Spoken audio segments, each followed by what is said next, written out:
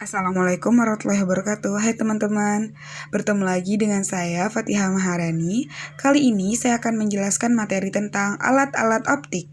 Jadi teman-teman, alat optik terbagi dua jenis. Yang pertama, alat optik alami yaitu mata. Yang kedua, alat optik buatan yaitu kacamata, kamera, loop atau kaca pembesar, mikroskop, teropong atau teleskop, periskop, dan sebagiannya.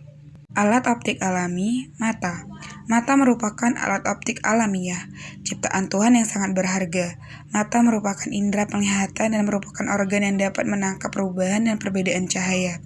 Organ ini bekerja dengan cara menerima, memfokuskan, dan mentransmisikan cahaya melalui lensa untuk menghasilkan bayangan yang dilihatnya. Fungsi-fungsi masing-masing bagian mata. 1. Ada eskalera, melindungi bola mata dari kerusakan mekanis. 2. Kornea, penerima rangsang cahaya. 3. Koroidea, penyedia makanan bagi bagian mata yang lain. 4. Iris, melindungi refleks cahaya dan mengendalikan kerja pupil. 5. Pupil, mengatur banyak sedikit cahaya yang diperlukan mata. 6. Lensa, membiaskan dan memfokuskan cahaya agar bayangan benda jatuh di belakang retina. 7. Aqueous humor, cairan encer untuk menjaga bentuk kantong mata. 8. Ada vitreous humor, cairan bening dan kental meneruskan rangsangan ke bagian mata. 9. Retina, menerima bayangan dan untuk melihat benda. 10. Ada fovea, tempat bayangan jatuh pada daerah retina. 11. Ada badan silia, menyongkong lensa dan mensekresikan aqueous humor. 12. Ada bintik buta, bagian yang tidak peka terhadap cahaya. 13. Saraf mata, meneruskan rangsangan cahaya ke saraf optik.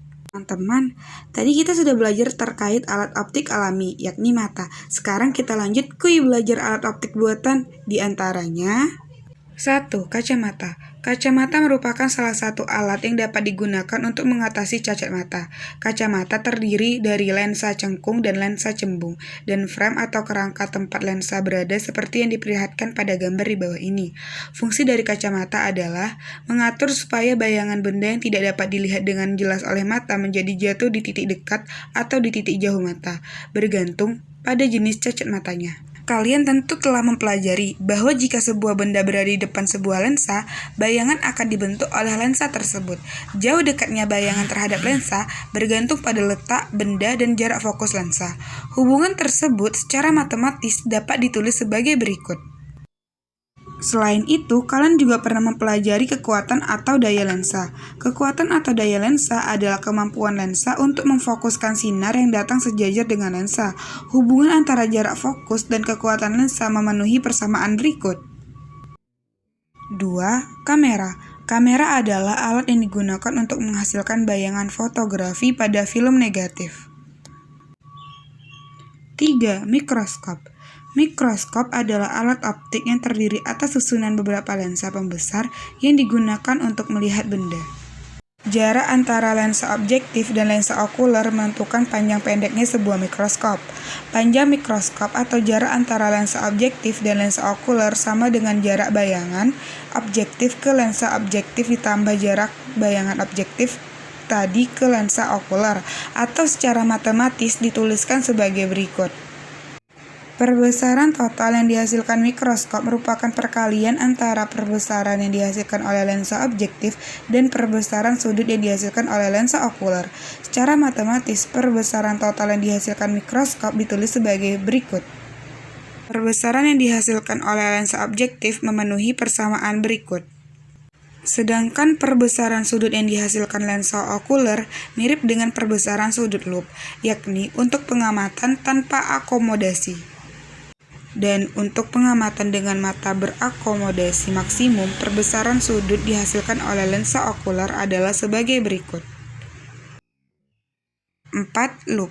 Loop atau kaca pembesar, atau sebagian orang menyebutnya suryakanta, adalah lensa cembung yang difungsikan untuk melihat benda-benda kecil sehingga tampak lebih jelas dan besar.